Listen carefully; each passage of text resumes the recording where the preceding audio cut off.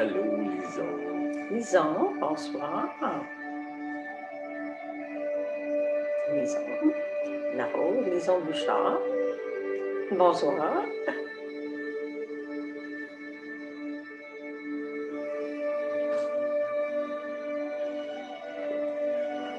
Lucas. Allô. Le Lucas, le hello. Cathy, la famille Michaud. Hugo. Dios te bendiga. Bendiga Pastores. Oui, on n'est pas à Paris. Mais on n'est pas à Paris, mais tout comme. On prie pour eux autres. Oui. Salut André. André, Jacinthe, salut.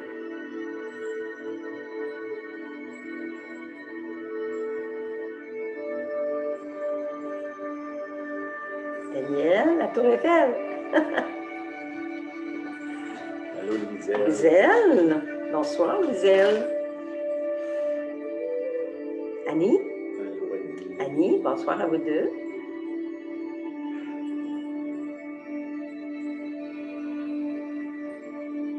Nathalie. Bonsoir, Nathalie. Allô. Hélène. Pelletier. Bonsoir.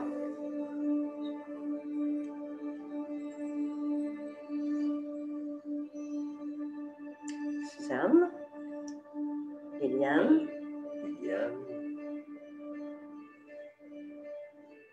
Bendecidos enormemente. Hola, Hugo. Uga, hola. Hugo.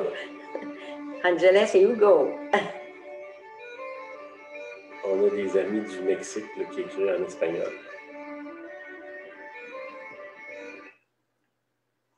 Amen, amen, amen, amen.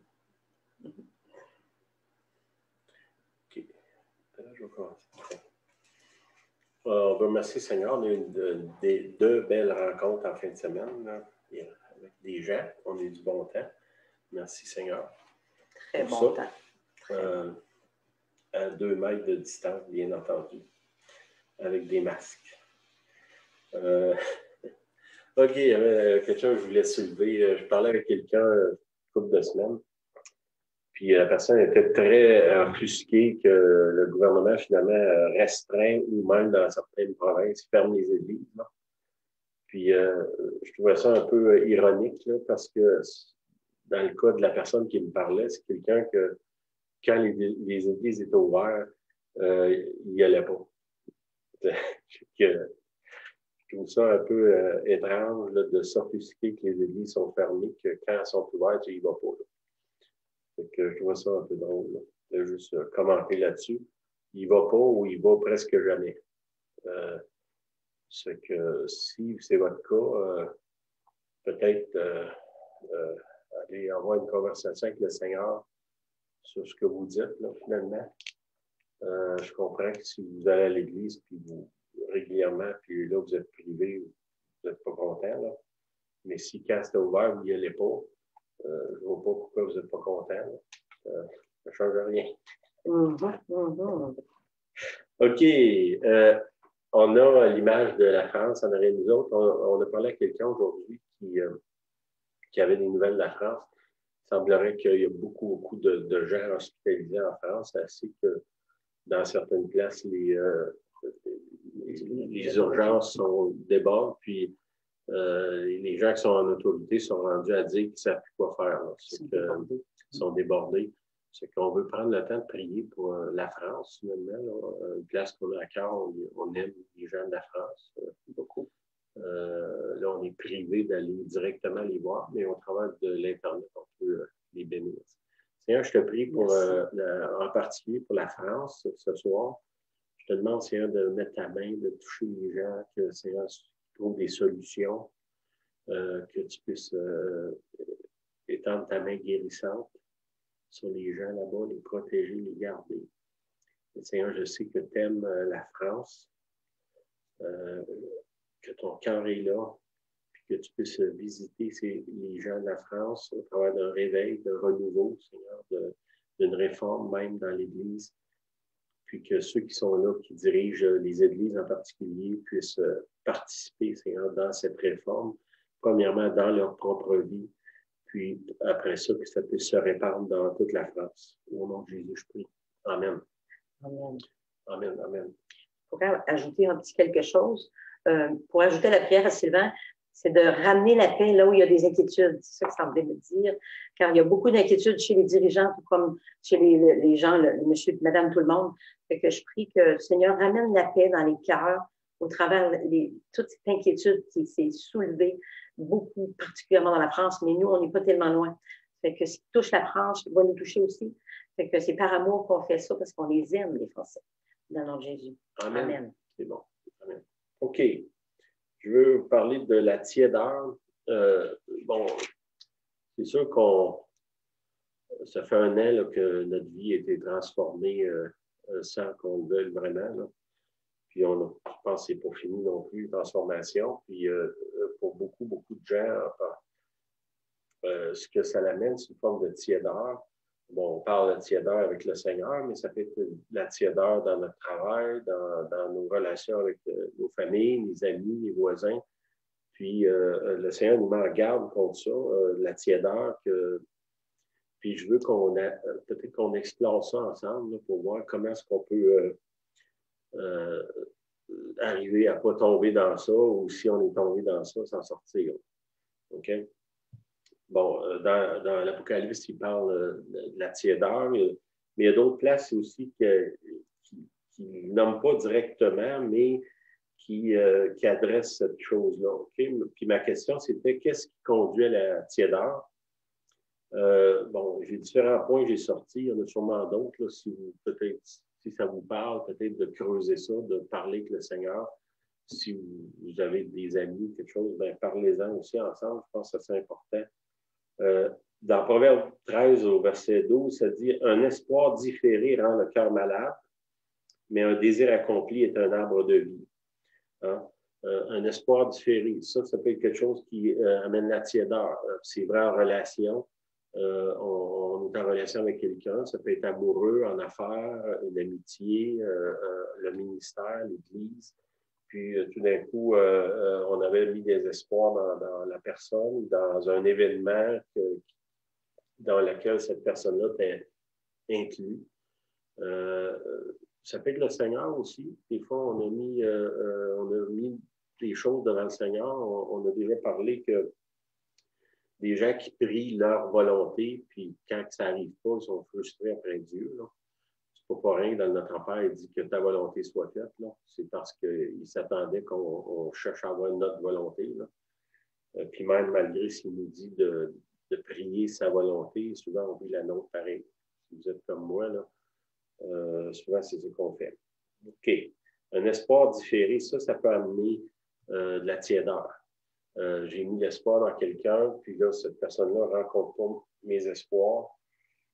Puis là, il y a une distance, il y a quelque chose qui s'élève entre les deux. Il y a de la tiédeur, même dans certains cas, une froideur, on pourrait dire. Je ne sais pas si ça se dit froideur, là, mais qui s'élève, puis qui crée une distance. Comme je vous dis, ça peut être autant dans mon cas, avec Julienne, avec mes enfants, avec les voisins, les gens de l'Église, le Seigneur aussi. Quand je parle de tiédeur, étendons ça à tous les aspects de notre vie. Là. Pas juste, on est tellement spirituel que juste avec le Seigneur. Là. Mon niveau de spiritualité se révèle dans ma vie au niveau de relation que j'ai, dans mon cas en particulier avec Julienne. Je ne suis pas plus spirituel avec Dieu que je le suis avec elle. De penser que, moi, je suis tellement spirituel que je suis décroché de la terre. Là. Non, c'est ce que je fais sur la terre qui révèle ma vraie spiritualité.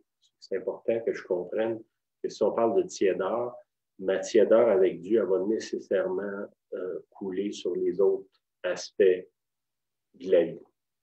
Il n'y a pas, j'ai pas un bureau avec des tiroirs qui ne se touchent pas. La vie, c'est un ensemble, tout, je peux dire un tas. Je ne peux pas comme compartimenter ma vie. Là. Je ne peux pas tromper ma femme puis affirmer à mes clients que je ne les tromperai pas. Ça ne marche pas, ça. Les gens dans le gouvernement, des fois, ils trompent leur conjoint puis ils essayent de faire croire à ceux qui les élisent qu'ils ne les tromperont pas. Ça ne marche pas de même. C'est la même chose avec Dieu. Okay? C'est que ça, c'est une affaire. L'autre chose, dans l'histoire des disciples d'Emmaüs, ça, c'est dans Luc 24.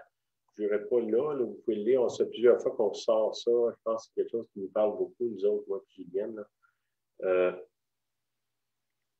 Une des premières déclarations que les disciples d'Emmaüs, dans le fond, eux autres, c'est deux personnes qui s'en vont sur la route et sont découragées parce que Jésus est crucifié. Les autres étaient sûrs que Jésus viendrait les libérer des Romains. J'ai déjà parlé de ça. Puis une des choses qu'ils disent au verset 21, Luc 24, 21, c'est « Nous espérions que ». Je vais m'arrêter juste sur ces mots-là. Nous espérions que telle chose arriverait ou telle chose n'arriverait pas. On a prié, puis on espérait que ça tournerait de telle façon, puis ça va tourner comme ça. Puis ça peut amener une tiédeur. Dans ce cas-là, c'est le cas de la prière, cette tiédeur-là serait envers le Seigneur. Okay? Mais elle pourrait s'étendre vers d'autres, des gens qui sont mêlés dans cette affaire-là. Okay? Des fois, comme mettons, comme chrétien, on affirme des choses, puis ces choses-là n'arrivent pas. Puis là, ben, ça crée une tiédeur dans les relations. Hein? Des fois, on prie quelque chose, puis on affirme des choses. D'un coup, c'est pas ça qui se passe. Là, il y a quelque chose qui se passe. L'autre chose qui peut amener la tiédeur, c'est l'orgueil. Je pensais au jeune homme riche dans Marc 10, 17. Jésus, il demande, t'as-tu fait ça? As-tu accompli la loi finalement? Puis lui, il dit, j'ai fait tout ça. Hein? Comme si lui, il n'avait jamais rien fait de travers dans sa vie. Ben, c'est une forme d'orgueil, de penser que moi, j'ai rien fait de mal. Des fois, juste dans mes pensées, puis des fois, ce que je fais pas, tu sais, ça dit dans la Bible, si tu sais faire le bien, puis tu le fais pas, tu commets un péché. Tu sais, chez les catholiques, ils disent que c'est un péché d'omission. Hein? J'aurais pu faire le bien, je ne l'ai pas fait. Ben, peut-être que j'ai rien fait de mal, mais peut-être que je n'ai pas fait grand-chose de bien non plus. C'est que de penser que moi, je suis comme j'ai tout fait ça. C'est ça que le jeune homme riche dit. Puis Jésus arrive, puis il coince en disant, ben, tu devrais vendre tout ce que tu as, puis t'en aller, dans le fond, donner ça aux pauvres, puis aller prêcher. Puis là, quand il arrive avec une question comme ça, l'autre, il s'en va, puis il n'est pas content. C'est qu'en disant, j'ai tout fait ça, c'est de l'arrogance, de l'orgueil, puis ça peut amener la tiédeur. Parce que tout d'un coup, Jésus te demanderait quelque chose de plus que ce que tu penses que tu as tout fait. Puis cette chose-là, tu n'as pas l'audace de le faire. Ça se peut-tu que ça crée une tiédeur et tu te recules? Hein, quand il demande à Abraham, tu sais, ton fils que tu aimes, je veux que tu me le donnes. Ça, c'est le genre de question qui peut amener la froideur dans la relation. Qu'est-ce que vous en pensez? OK. L'autre, c'est Pierre. L'apôtre Pierre, dans Acte 10, Pierre, il y a une vision. Là, il y a une espèce de drap qui vient, puis il y a toutes sortes d'animaux impurs dans ça. Des reptiles, ces choses-là. Puis chez les Juifs, ces animaux-là, c'est des animaux impurs, finalement. OK? Puis là, l'apôtre Pierre qui dit, il dit au Seigneur, parce que c'est une vision, là, je n'ai jamais rien mangé de souillé ni d'impur. J'ai pensé, quand nos enfants étaient jeunes ici, on avait des chèvres, puis les enfants, des fois, les chèvres, ça a des crottes qui ressemblent à des petits bonbons au chocolat. Puis les enfants, c'est pas arrivé souvent, mais ça arrive une couple de fois qu'ils ont mis ça dans la bouche. C'est peut-être que Pierre, ça y est arrivé, ça, hein? Surtout d'une place qui avait plein de chèvres et de boutons, de dire, je n'ai jamais rien mangé de souillé ni d'impur. C'est un peu orgueilleux de dire ça. Je n'ai jamais rien fait de travers, finalement. Surtout quand on connaît la nature de l'apôtre Pierre, c'est dur à croire. Okay? L'orgueil, ça peut faire que ça va créer une tiédeur dans la relation avec l'autre. Hein, si j'approche quelqu'un, mettons, je suis avec Julienne, puis dans ma pensée, moi, je sais tout. Ben, c'est impossible que Julienne, à un moment donné, elle ne va pas comme ça, peut-être pas s'en aller, mais elle va s'éloigner. Parce que ce genre d'orgueil-là, c'est malsain pour garder une relation fluide. OK? Puis un bon verset que j'aime tellement dans 1 Corinthiens 8:2, il dit si quelqu'un croit savoir quelque chose, il n'a pas encore connu comme il faudrait connaître. Okay? Puis, ma version de ce verset-là, ça dit si tu penses savoir quelque chose, c'est la preuve que tu connais rien ou que tu sais rien. C'est un verset assez.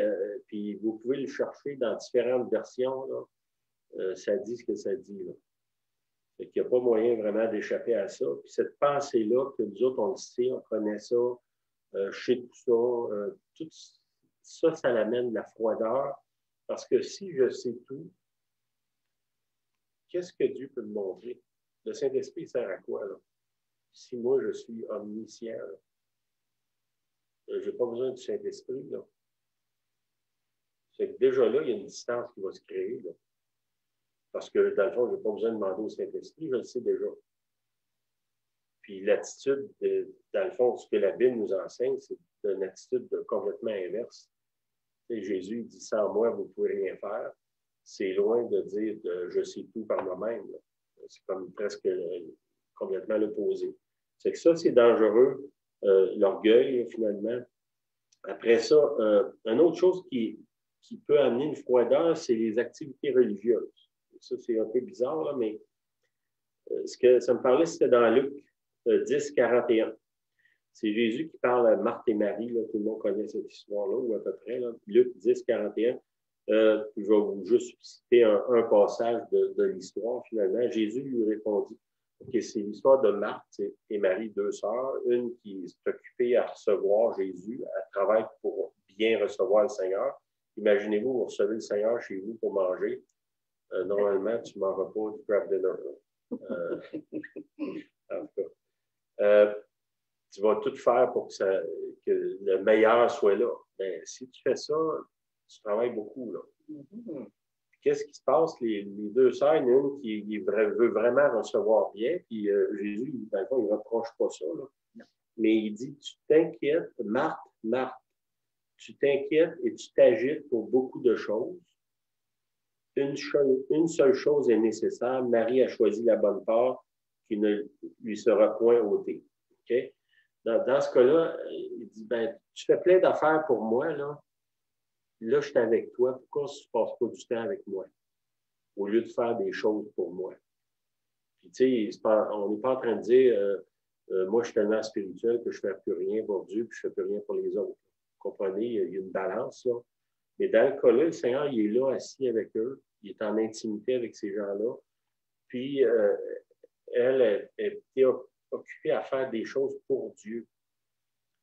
Puis là, il est là. Pourquoi tu ne les fais pas avec lui? Puis, je pense qu'on peut voir la distinction. C'est peut-être le faire et l'être, là, pour aller loin là-dedans, là, mais c'est que les activités religieuses pourraient créer une tiédeur. Pourquoi je suis tellement occupé que j'ai plus le temps pour Dieu? Si vous m'avez entendu, souvent j'ai prêché là, un message sur quand Jésus avait 12 ans, où est-ce que les gens autour de lui, Jésus disparaît puis personne ne s'en rend compte.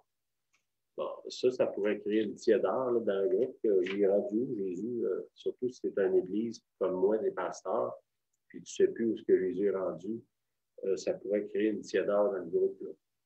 C'est que ça, c'est important qu'on comprenne ça, que les activités religieuses, dans beaucoup de cas, ça devient une source d'éloignement avec le Seigneur. Puis, dans certains cas, éloignement avec les autres.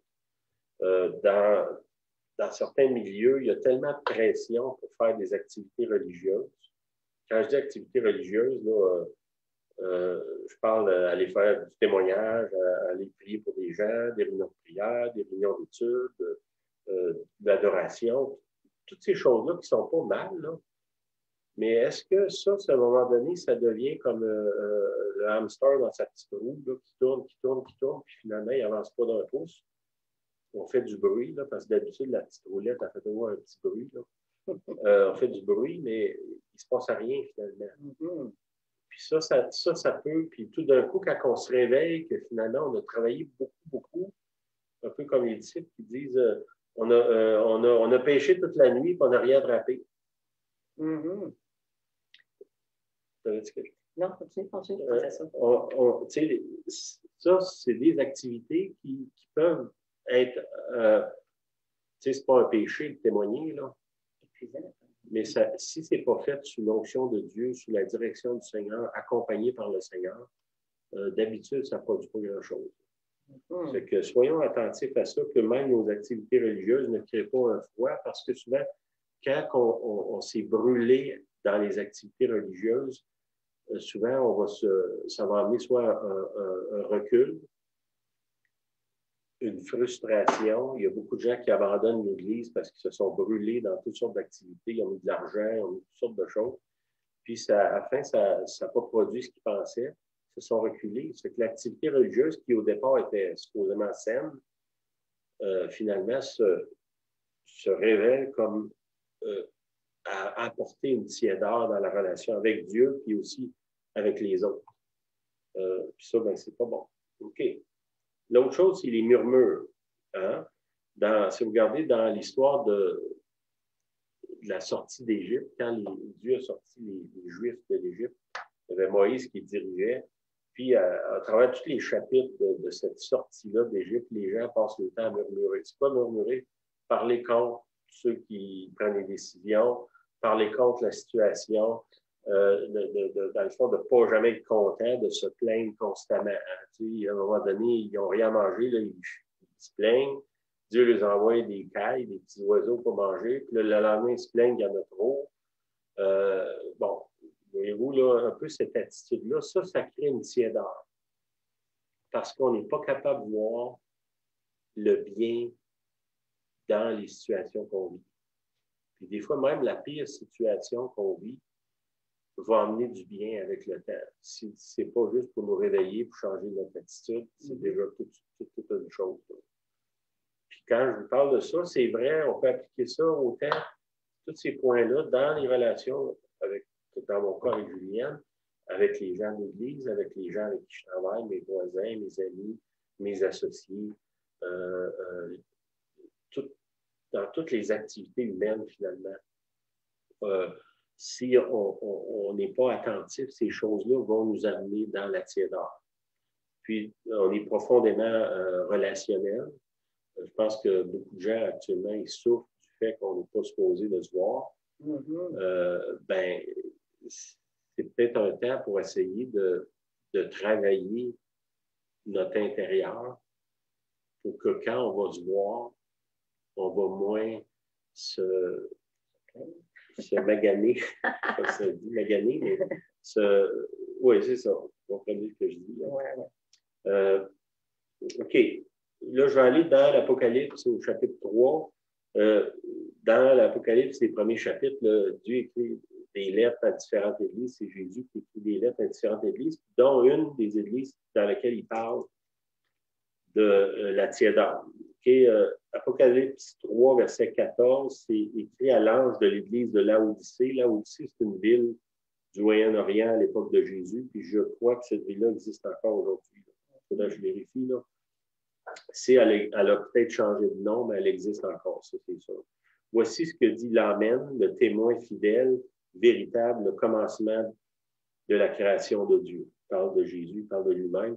Il dit, je connais tes œuvres. Ça, c'est une chose importante si on veut sortir de la tiédeur, de comprendre que le Seigneur, il nous comprend. C'est que même si j'ai ma pire journée de ma vie, ça ne l'ébranle pas, lui.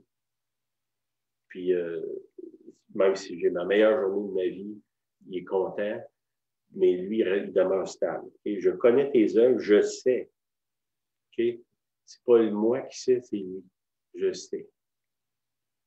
Et ça, c'est important que tu n'aies ni froid ni bouillant, puisque tu es froid ou bouillant, puisses-tu être froid ou bouillant, ainsi parce que tu es tiède, je te vomirai de ma bouche. Ça va. Okay, ça Continue. OK. Je connais tes œuvres, puisque tu es ni froid ni bouillant. Ainsi, parce que tu es tiède et que tu es ni froid ni bouillant, je te vomirai de ma bouche. Puis là, il continue en disant, parce que tu dis. Okay?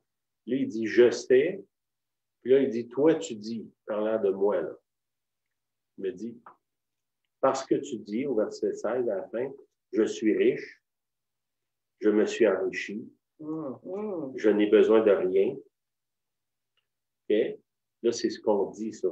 Bon, nous autres, en Occident, on est beaucoup centrés sur l'argent. Là. Dans nos priorités, l'argent, c'est rarement, pour très peu de gens, c'est... donc, pour la plupart des gens, je veux dire, c'est en haut de l'échelle, là, c'est l'argent. Okay? Je suis riche, je me suis enrichi, je n'ai besoin de rien. Cette attitude-là amène la tiédeur. Puis après ça, il dit, parce que tu ne sais pas. OK? Ça va en confrontation avec le verset que je lui ai donné à Corinthiens, que la personne qui pense qu'il sait tout. Jésus revient en disant, tu penses que tu sais quelque chose, mais en réalité, tu ne sais pas. Puis il faut qu'on ouvre notre cœur pour comprendre que c'est vrai que je ne sais pas. Tu sais, quand Jésus demande à Pierre, tu m'aimes-tu? Tu sais, c'est quand même une question difficile de dire, tu m'aimes-tu? Tu forces quasiment à l'autre à dire oui, là. Laisse-les venir de lui. Il dit, tu m'aimes-tu? Puis Pierre, à la fin, il répond, il dit, tu le sais, Seigneur, toi, tu le sais. C'est comme s'il dit, je ne sais plus, moi, Seigneur. Je ne sais pas c'est quoi l'amour. Je capitule, il y a ça, là. Puis, parce que tu ne sais pas. Puis c'est peut-être quelque chose qu'on doit reconnaître, là. Seigneur, je ne sais pas. Puis, tu sais, je reviens à l'idée de toute la gestion de la pandémie qu'on vit là, du COVID, là. Un des grands, je pense, les grandes erreurs de ceux qui dirigent, c'est qu'ils n'ont pas été capables d'avouer qu'ils ne savaient pas. C'est la vérité. Puis c'est la vérité, même aujourd'hui, là. Aujourd'hui, ils sont rendus comme au bout de la corde, puis souvent, ils sont obligés de le dire. Mais s'ils auraient dit ça en commençant, ça aurait été plus facile de les suivre que de les entendre affirmer des choses qu'ils ne savaient pas. C'est vrai, moi, comme pasteur, de faire croire aux gens qu'on a toutes les réponses de tout, c'est un mensonge, là. Puis, qu'est-ce que ça va faire? Ça va créer de la tiédeur. Les gens, à un moment donné ou l'autre, ils vont se rendre compte que finalement, on ne connaît pas grand-chose. Qu'est-ce que ça va faire? Ils vont dire, bien, vous nous avez trompés. Là. Vous nous avez fait à croire que vous saviez les réponses, que vous saviez où vous en allez, puis tout ça. Moi, je n'ai pas peur de vous dire, là, comme Église, comme leader d'Église, je ne sais pas où je m'en vais. C'est clair, depuis des années que c'est comme ça. Ce que je fais, j'essaie de m'accrocher à celui qui sait où est-ce qu'il s'en va. Ça, c'est Jésus, puis le Saint-Esprit. Mais moi, je ne sais pas où je m'en vais. Je ne sais pas ce qui va m'arriver demain matin. Ça, c'est la vérité. C'est de faire croire aux gens, comme pasteur, que moi, j'ai une science infuse, là. C'est un mensonge. Puis ça va créer de la tiédeur dans l'Église avec les gens. Puis c'est pas bon, c'est malsain. Okay? C'est une tromperie, finalement. Parce que tu ne sais pas. Ça, c'est Jésus qui affirme ça. Bien, on devrait trouver un réconfort dans ça. Jésus, il dit, je connais tes œuvres, je te connais, je sais. Puis là, il affirme, il dit, parce que tu ne sais pas. C'est vrai, Seigneur, c'est vrai que je ne sais pas. C'est vrai, Seigneur, que je ne suis pas capable de reconnaître mon vrai état. Là, il va plus loin, il dit, tu ne sais pas que tu es malheureux, misérable, pauvre, aveugle et nu. Il a couvert pas mal tout là. Hein? Ça, c'est Jésus qui dit ça. Puis il ne dit pas ça pour te mettre à terre et te décourager. Il dit ça pour que tu arrêtes de t'en faire, pour que tu te reposes sur lui. Moi, Seigneur, c'est vrai que je ne le sais pas, mais toi, tu le sais. Puis à cause de ça, je vais m'accrocher à toi. Puis même si je reste dans mon ignorance, dans mon incapacité, si je suis avec toi, Seigneur, ça me suffit. Puis ça, c'est fondamental dans la relation chrétienne, dans la vie avec Dieu, de reconnaître notre état de dépendance envers lui. Ça ne fait pas de nous autres des gens qui sont décrochés du monde, qui ne prennent pas de décision, tout ça, là. C'est pas ça. C'est pas ça. C'est que tous les jours dans notre cheminement, on se repose sur lui. Pourquoi? Parce que c'est lui le rocher. Nous autres, on est du sable mouvant. Lui, c'est le rocher. C'est facile à décider. Qu'est-ce que tu as mieux, être dans le sable mouvant ou sur un roc? Ben, je pense que le roc est mieux, là. Mais moi, je suis un sable mouvant. C'est que reposez-vous pas sur moi, vous allez couler. Puis là, ça va remettre un poids, je vais couler plus vite encore. C'est que, OK. Parce que tu ne sais pas. On ne devrait pas voir ça comme un reproche, mais comme une révélation. Une révélation, puis un réconfort. C'est vrai, Seigneur, je ne sais pas. C'est correct. Parce que toi, tu es là. Amen? Amen. Là, Jésus, il dit, je te conseille d'acheter de moi de l'or éprouvé par le feu, afin que tu deviennes riche. OK? C'est drôle parce que là, il dit, tu achètes de l'or de moi pour que tu sois riche. Mais juste avant, dans le fond, moi, je suis en train de dire, je suis riche, je me suis enrichi, je n'ai besoin de rien. Là, Jésus, il dit, non, tu n'as rien. Puis là, il dit, je te conseille d'acheter de l'or de moi. Oui, mais Seigneur, j'en ai plein d'or. J'en ai plein d'argent. Achète ce que moi j'ai. OK? On va voir où ce que ça mène, ça. Je te conseille d'acheter de moi de l'or. Il ne me commande pas, il me conseille. OK? De l'or éprouvé par le feu, afin que tu deviennes riche, et des vêtements blancs, afin que tu sois vêtu, et que la honte de ta nudité ne paraisse pas, et un collier pour oindre tes yeux, afin que tu vois. OK? Il dit d'acheter 3 choses ici. De l'or éprouvé par le feu, un vêtement blanc. Okay? Un vêtement blanc, dans plus loin, Apocalypse, ça dit, c'est les œuvres justes des saints. OK? Puis, pour couvrir la honte de ta nudité. Là aussi, il parle de quelque chose. Dans le fond, devant lui, on est nu. Puis, on a honte. Qu'est-ce qu'il y a? Dans le fond, la première réaction des humains après la chute d'Adam et Ève, la réaction d'Adam et Ève, c'est j'ai vu que j'étais nu, puis j'ai eu peur, hein, ou j'ai eu honte. C'est regarder qu'il a eu honte. Il a regardé sa femme, il a eu honte.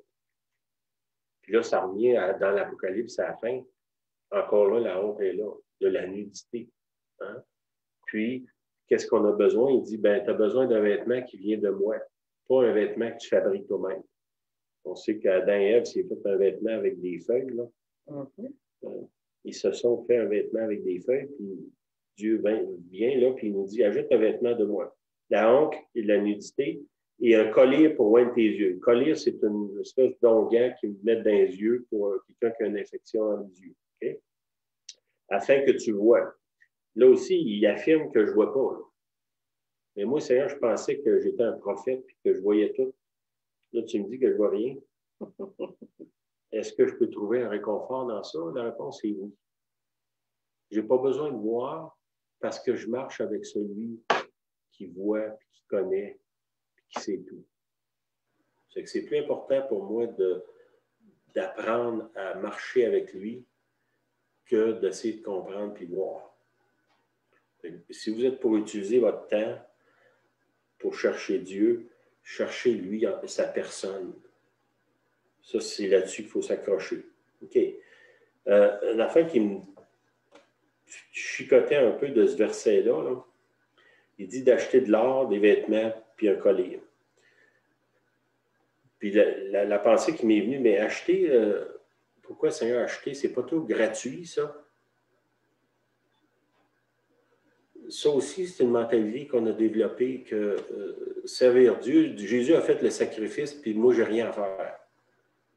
C'est pas ça qu'il dit ici. Hein? Il dit qu'il faut que tu achètes de l'or, des vêtements, puis un collier. Bon, je ne sais pas si vous avez déjà vu une pièce d'1 once d'or, c'est à peu près gros comme un 2 $.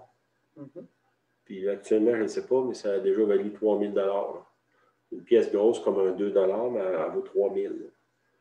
C'est que, comment je dirais, c'est coûteux. Puis ça n'a pas l'air de grand-chose. Je peux avoir une petite quantité d'or grosse comme un petit pot comme ça, là. Puis ça vaut des dizaines de mille. Ce que ça veut dire, ça, c'est que ce n'est pas gratuit. Il y a un effort à faire. Là, il parle d'argent, mais vous comprenez que ce n'est pas nécessairement juste de l'argent. Je ne peux pas acheter le ciel. Non. Mais il parle d'investir. Puis souvent, l'actif qu'on a pour investir, c'est nous-mêmes. Est-ce que moi, je me suis investi dans ça pour acquérir l'or? Bon, l'or, ici, il parle éprouvé par le feu. Est-ce que ça peut être moi, l'or? Qui passe ses épreuves, qui passe dans le feu du fondeur, comme ça dit dans Malachie. Est-ce que je suis prêt à embrasser le feu du fondeur? Je vois les flémèches en arrière de moi, là. Ça me fait penser que je suis dans le feu. OK. Puis je reviens à l'idée de la tiédeur, là. Il y a un coût pour démarrer puis maintenir la flamme. OK, je vais répéter ça. Il y a un coût. Ça coûte quelque chose démarrer puis maintenir la flamme. Si on parle de tiédeur, là, ben, une des choses qui fait que dans nos relations, on devient tiède, c'est quand on arrête d'investir. Puis dans certains cas, qu'est-ce qui se passe? C'est qu'on n'investit même pas pour partir. On se demande pourquoi il n'y a pas de flamme. C'est comme on fait de bois, hein? Ben, c'est ça. Ça prend une allumette, ça prend un activant, puis ça prend du bois après pour continuer. Allumer le poêle, c'est une chose. De le garder allumé, c'est une autre chose. Il faut que continuellement, je l'alimente. Il faut que j'alimente constamment ce feu-là. Puis sinon, je vais tomber dans la tiédeur. C'est vrai dans toutes les relations. Relations amoureuses, relations avec les enfants, avec les parents, avec les gens de l'Église, avec le Seigneur, bien entendu. Si je ne suis pas là à investir complètement, le Seigneur, il me dit ici, achète. Ça va te coûter quelque chose. Il n'y a aucune relation qui est significative, qui ne coûte pas quelque chose. Puis je dirais, plus qu'elle est significative, plus qu'elle prend de l'importance, plus qu'elle va me coûter. Bon, plus qu'elle va me rapporter aussi. Mais si je vais en relation juste pour que ça me rapporte moi, d'habitude, ça tombe à l'eau puis ça coule. Hein? Dans les proverbes, ça dit la sangsue a 2 sœurs. Les 2 sœurs, savez-vous comment ils s'appellent? Donne. Hein? C'est quoi ça? Il dit, si tu agis comme une sangsue, ben imagine-toi pas que tu vas développer des relations. Ça, c'est pas moi qui écris ça, c'est dans les proverbes. Les proverbes. Okay? Jésus continue au verset 19, il dit, moi, je reprends, je châtie tous ceux que j'aime. Ah ouais? C'est pas ça qu'ils m'ont dit quand ils ont accepté le Seigneur. Et donc, disait, les repens-toi. Ça, c'est Jésus qui dit ça. OK, et là, ici, il parle de souffrance puis d'humilité. De penser qu'il n'y aura pas un coup. Puis, tu sais, quand tu investis, il faut que tu sortes quelque chose de toi, là. Si c'est de l'argent, du temps, de l'énergie, du pardon, il y a quelque chose qui sort de moi, là. Un investissement. Pour investir. Ben, ça, c'est, dans certains cas, c'est une souffrance. Tu sais, de pardonner à quelqu'un qui nous a fait du mal puis qui continue à nous faire du mal, de dire que c'est facile, c'est pas vrai, là. D'investir dans des gens qu'on sait qu'ils ils sont jamais reconnaissants de toute leur vie, ça aussi, c'est pas facile. D'investir dans des ministères qu'on n'a jamais vus. Des gens, moi j'ai vu quelqu'un en Afrique en 98. 98. Bon, depuis 98, j'ai investi dans sa vie. Je ne l'ai pas revu. Non. Ben, ça ne me rapporte pas à moi ici à Sainte-Clotilde, ça. Est-ce qu'il y a une souffrance dans ça? Oui, peut-être que mon argent, je pourrais l'utiliser ailleurs. Est-ce qu'il y a un bénéfice? La réponse, c'est oui. Hein? Le Seigneur, moi, je donne à la personne, puis Dieu me le rend. OK? Après ça, il parle d'humilité. Repens-toi. Okay? La vie chrétienne, c'est une vie de repentance. Hein? On est constamment en train de prendre des raccourcis, finalement, ou essayer de trouver des raccourcis. Là. Puis le Seigneur, il dit, non, reste sur la route. Reste dans le petit sentier étroit. On va dire, ah ouais, mais ça va aller plus vite par là. Okay. Après ça, comme ça, on s'en va comme ça. C'est juste nous autres qui fait ça. Mais ça prend de l'humilité. Le mot repentir, c'est de revenir, retourner, retourne dans le bon chemin. Là. Mais es-tu capable de reconnaître que tu as pris un mauvais chemin? Si je suis monsieur, je sais tout, peut-être que j'ai de la misère à reconnaître ça. Là. Ça prend de l'humilité. Je me suis trompé, Seigneur. Je pensais de bien faire, puis j'ai fait le mal, finalement. Puis, dans le fond, dans toute cette affaire-là, Jésus, il appelle ces gens-là qui sont tièdes. Tu sais, au début, il dit, je te vomis de ma bouche, mais après ça, tout le texte, ça parle de restauration. Fait que c'est pas genre, je t'ai vomi, puis je ne veux plus jamais te voir. C'est, je veux pas que tu restes dans cet état-là. Tu sais, je pense que probablement, une des pires affaires qu'on peut vivre en relation, c'est une relation tiède. D'avoir la personne proche, puis qui fait semblant que tu n'existes pas. Ça, c'est pire que la personne qui est partie là. C'est que la tiédeur, le Seigneur, il n'aime pas ça. Tu sais, tu es là, mais en réalité, tu n'es pas là. Tu es là, mais tu regardes l'autre bord. Tu es là, mais tu n'investis rien. Tu es là, tu ne dis rien. Tu ne participes pas. Ça l'est la tiédeur. C'est pour ça qu'il dit, dans le fond, il dit, t'es mieux d'être froid. Ça cause moins de dommages que d'être tiède. Parce que quand tu es tiède, tu es trop lâche ou trop paresseux pour partir. Puis là, tu restes là, puis tu deviens comme une sangsue, finalement. Bien, le Seigneur, il ne veut pas ça. Pas parce qu'il te déteste, mais parce qu'il ne peut pas aimer que tu sois dans cet état-là. Il veut qu'on ait une relation d'amour avec lui, une relation. Puis là, il finit en disant, « Voici, je me tiens à la porte, je frappe. » Il frappe à la porte de ta tiédeur. Puis qu'est-ce qu'il veut? C'est entrer. Ça dit, si quelqu'un entend ma voix et ouvre la porte, j'entrerai chez lui. Je souperai avec lui et lui avec moi. C'est quoi? C'est ça qui va briser la tiédeur. Bon, il y a tout un processus, là, c'est enregistré, ce message-là. Vous le réécouterez ou prenez des notes, je ne sais pas. Parce que le but du Seigneur, c'est qu'on réponde quand il cogne, parce qu'il veut rentrer. Il veut s'asseoir avec nous, puis nous avec lui. Tu sais, c'est pas juste, je veux que tu te mettes devant mon bureau puis me dire ma façon de penser, mais je veux que tu me parles, puis je veux que moi je te parle. On va avoir une interaction, puis en plus, il parle je vais souper avec lui. Okay? Celui qui vaincra, je le ferai asseoir avec moi sur mon trône.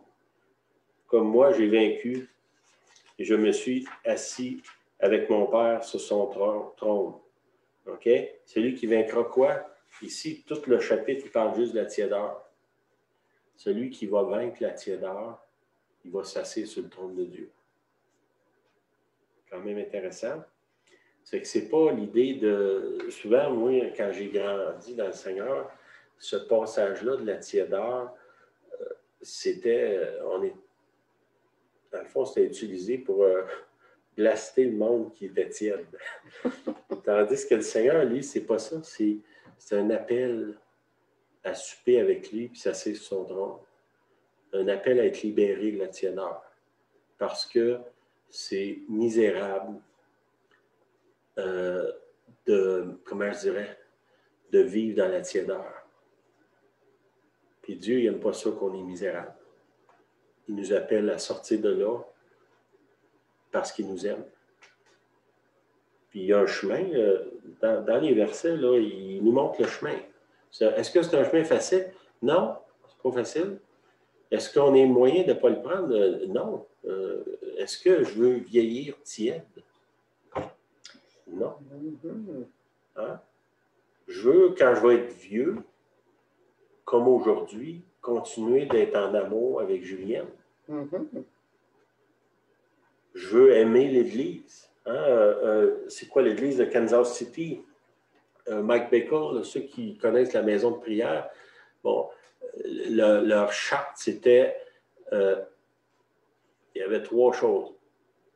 Extravagant lover of men, hein, des gens qui aiment les humains. Là, il parlait de men humains, les humains, pas juste les hommes, les hommes, les femmes.